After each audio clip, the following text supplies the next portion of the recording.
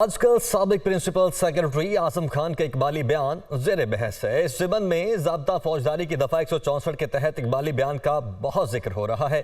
ज़ाब्ता फौजदारी की दफ़ा 164 क्या होती है? क्रिमिनल प्रोसीजर कोड यानी कि ज़ाब्ता फौजदारी की दफ़ा 164 के तहत बयान रिकॉर्ड करवाने की क्यों ज़रूरत होती है और इसके तहत किसी भी मुल्जिम या गवाह का बयान किस तरह से रिकॉर्ड होता है? इस बयान की कानूनी हैसियत और मुकदमे में इस बयान का क्या असर पड़ता है, ये सब कुछ जानिए इस तफसीली रिपोर्ट में।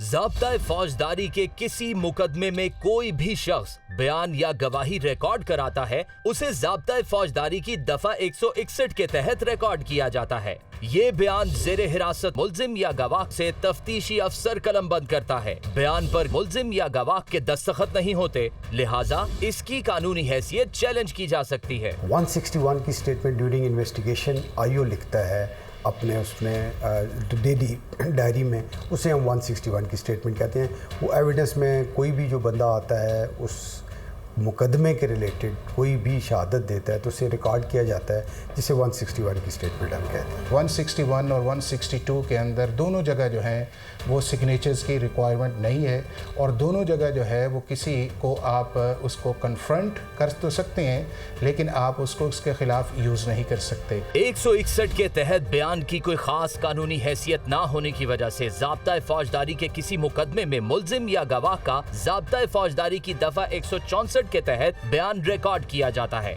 बयान को रिकॉर्ड कराने के लिए जरूरी है कि अदालत मुल्जिम या गवाह को आजाद माहौल फराहम करे ताकि बयान रिकॉर्ड कराने वाला किसी जबर या दबाव के बगैर अपनी मर्जी से मजिस्ट्रेट दर्जा अव्वल के रूबरू अपना बयान रिकॉर्ड करा सके। बयान रिकॉर्ड कराने के बाद मुल्जिम या गवाह उस पर दस्तखत करता है। 164 का बयान पुलिस की तहवील में रिकॉर्ड नहीं कराया जा सकता। मजिस्ट्रेट बयान को रिकॉर्ड करके सर्टिफिकेट जारी करता है। किसी भी मुल्जिम का 164 का बयान मजिस्ट्रेट साहब के सामने कराया जाता है और उसके लिए भी तफ्तीशी अफसर जो है एक इस्तदा भेजता है कि मुल्जिम जो है अपनी मर्ज़ी से बग़ैर किसी प्रेशर के 164 का बयान अपना इकबाली बयान देना चाहता है। इकबाली बयान लेने का तरीक़ा जो है वो मजिस्ट्रेट साहब के सामने उस मुल्जिम को पेश किया जाता है। वो उसको रिफ्लेक्शन टाइम देते हैं 2 दफ़ा।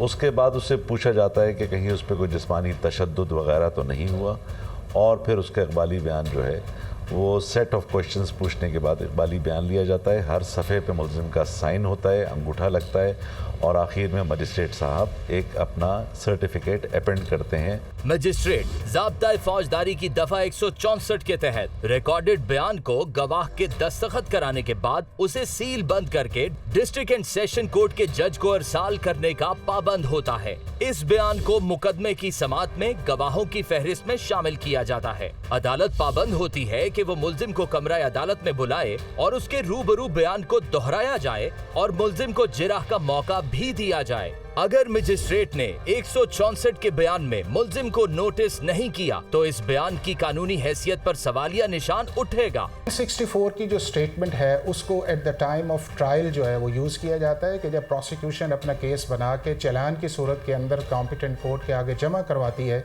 तो जब वो लिस्ट ऑफ विटनेसेस देती है तो उसके अंदर जो है इस शख्स का नाम भी लिखा जाता है और फिर ये आके अपनी स्टेटमेंट जो है वो कोर्ट के अंदर आके देता है और ये स्टेटमेंट जो है वो ऑन ओथ होती है और ये जो ट्रायल कोर्ट का जज है उसके सामने आती है और जब ट्रायल कोर्ट के जज के सामने ये स्टेटमेंट आती है तो उस वक्त जो है ये पार्ट ऑफ द प्रोसीडिंग्स भी बनता है और उस प्रोसीडिंग के ऊपर जो है जो एक्यूज्ड है या जिसको अलेज किया गया है प्रोसिक्यूशन ने उसको completely right of cross examination भी अवेलेबल होता है। ज़ाब्ता फौजदारी की दफा 164 के तहत बयान रिकॉर्ड कराने वाला शख्स मुकदमे की समाअत के दौरान किसी मौके पर भी अपने बयान से ये कहकर मुनहरिफ हो जाए कि उसने बयान किसी दबाव में दिया है तो फिर इसकी कानूनी हैसियत खत्म हो जाती है। इसकी मिसाल इसहाक डार का हुदैबिया पेपर मिल्स में दिया गया बयान था, जिससे वो बाद में ये कहकर मुनहरिफ हो गए थे कि उन पर दबाव डाला गया। 164 की स्टेटमेंट कोई भी एक्यूज या कोई भी बंदा देता है, एक्यूज जब देता है इसको